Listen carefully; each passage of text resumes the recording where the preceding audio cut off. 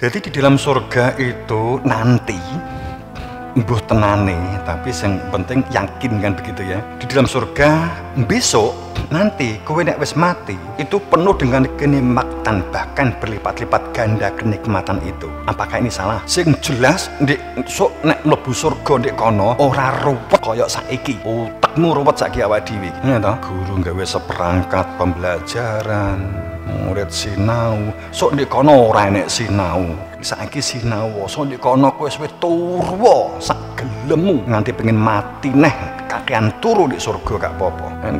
Ini gitu. Surga, kalau kita masuk surga itu kenikmatannya luar biasa. Ya logikanya memang wis gak duwe raga, wis gak mikir pekerjaan, gak mikir mulang, gak mikir masak, gak mikir dipaido bojone gitu. Wis gak nganggo nafsu, wis bisnis. Mestine ya penak mestine gitu loh, mestine. Wong di surga itu nggak ada kata atau kalimat dan perbuatan sing menohok, perbuatan yang menyakitkan, tidak ada ejek-ejekan, ora enek perbuatan yang menjegal dan menjagal.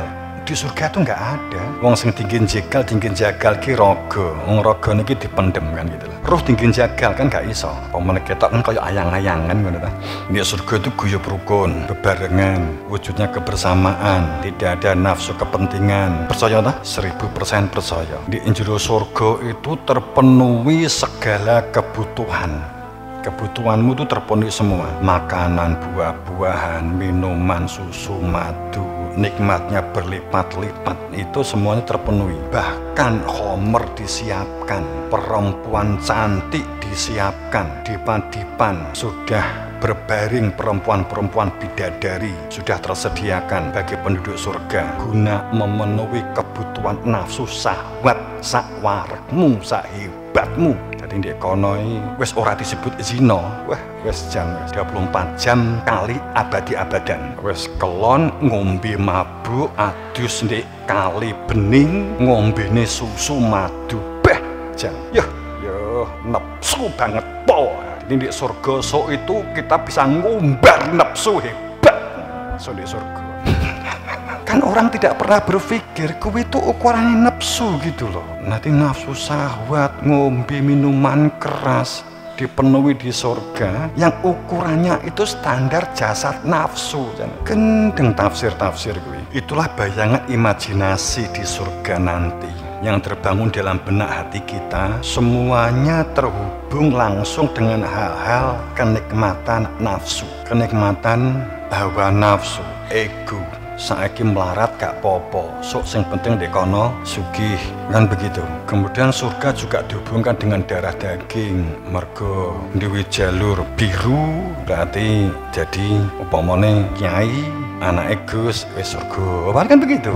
Jadi kehormatan, keluhuran kesucian itu ditempelke di jasad. Pun pada saat di surga nanti juga dengan standar jasad. Jika dihubungkan dengan elemen kejadian, unsur kejadian manusia, kan menjadi gak masuk akal. Kalau kita melihat ini berarti sesungguhnya fakta bahwa apa iya Nabi mengajarkan seperti itu. Karena penjelasan-penjelasan di Al-Quran kan ternyata nggak mengumbar hawa nafsu, pikirannya nggak seperti perspektif kita. Sehingga kalau kita buat garis besar melanjutkan satu kalimat, apakah benar surga dengan segala fasilitasnya itu sesuai dengan pemikiran kita, sesuai dengan asumsi kita? Awal kehidupan beragama itu makrifat, al-awaluddin makrifat, walaupun juga sudah sering kita singgung. Tepatnya bahwa awal kehidupan dalam bangunan sistem itu adalah mengenal,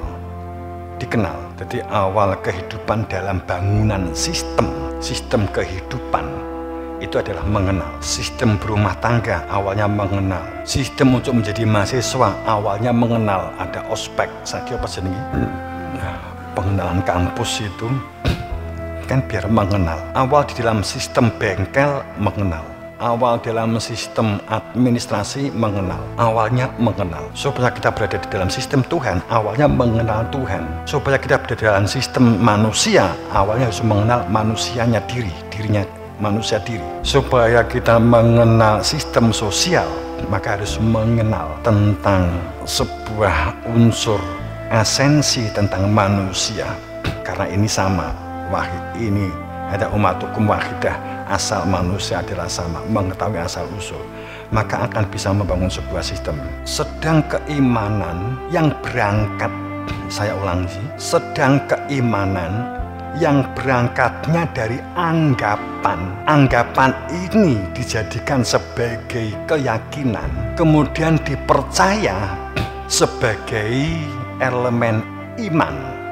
Saya ulang, saat keimanan berangkat dari anggapan yang dipercaya sebagai keyakinan, kemudian ini diyakini sebagai elemen iman tanpa ada pembuktian rasa, tanpa pembuktian fakta, ikatan bersaksi, aku bersaksi, maka dengan sebenarnya ini sesungguhnya dari sudut manapun dalam sebuah akademik, sains, teknologi, ini adalah bentuk persaksian pura-pura dan palsu.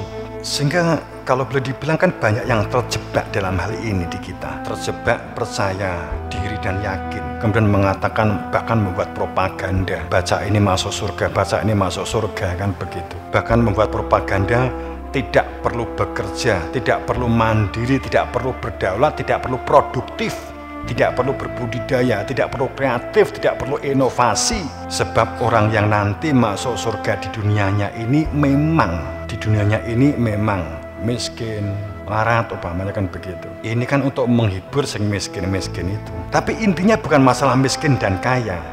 Tapi orang beriman Islam itu memang seharusnya mandiri, berdaulat, produktif. Ini intinya, bukan masalah miskin atau kaya. Ini intinya. Miskin kaya itu kan hanya hadiah dan cobaan saja, bagian dari sebuah surga. Bukan ini orientasinya. Dengan kata lain, menjadi kaya, menjadi hebat, menjadi pejabat, ini bukan tujuan. Namun seharusnya bagaimana memberdayakan diri untuk memiliki jiwa mandiri, memiliki perilaku daulat, produktif, punya integritas. Ini adalah keniscayaan bagi mereka yang memiliki iman dan bertakwa, mengaku Islam, bahkan seharusnya mengaku Kristen, mengaku Yahudi, pasti begitu. Jadi kalimat bahwa dunia itu penjara bagi orang-orang mukmin dan janatul kafir, dan jananya orang kafir.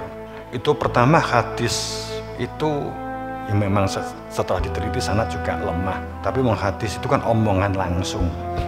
Apakah benar Nabi ngendikan seperti itu? Kalaupun benar ya berarti ya untuk menghibur mungkin yang sing matur saat itu sambat karo Nabi kemudian dihibur. Ora popo, tonggomu kuwi do sugih-sugih kangen kafir gak popo. Sing penting besok mlebu surga, dekono sugih, kan begitu. Mungkin untuk menghibur. Sebenarnya pada saat kita berpikir bahwa dunia ini penjaranya bagi orang-orang mukmin dan surganya bagi orang-orang kafir, pikiran kita itu nanti kalau kita mati akan masuk surga yang kenikmatannya dan fasilitasnya melebihi orang-orang kafir saat di dunia saat ini. Itu jane luwih kedunyan gitu loh. Salah tempat. Wes kedunyan salah tempat. Jadi double-double gitu loh. Nek kedunyan iki saiki di donya iki memang cilik donya kedunyan gitu loh. Kaya enek wajare gitu loh. Tapi di akhirat kedunyan ora iso. Itu sak bodoh-bodohne menungso gitu loh. Kowe di akhirat bayanganmu sok numpak jet, numpak apa widodari emang ya. Jadi kowe di akhirat tapi kedonyan gitu loh. Itu gak masuk akal gitu loh. Sedang Quran itu sangat mengungkap ojo kumandel karo dunya. Dunya itu sampah kan. Terus mosok Gusti Allah Tuhan ngendikan berfirman seperti itu di akhirat dijor dunia, itu kan gak masuk akal. Lagi pula sing jane sing mlebu surga itu rogone apa rohnya yang balik kepada Tuhan. Nafakhtu fihi min ruhi kan. Yang pulang itu ruh yang asalnya dari Tuhan kembali kepada Tuhan. Itu jelas banget.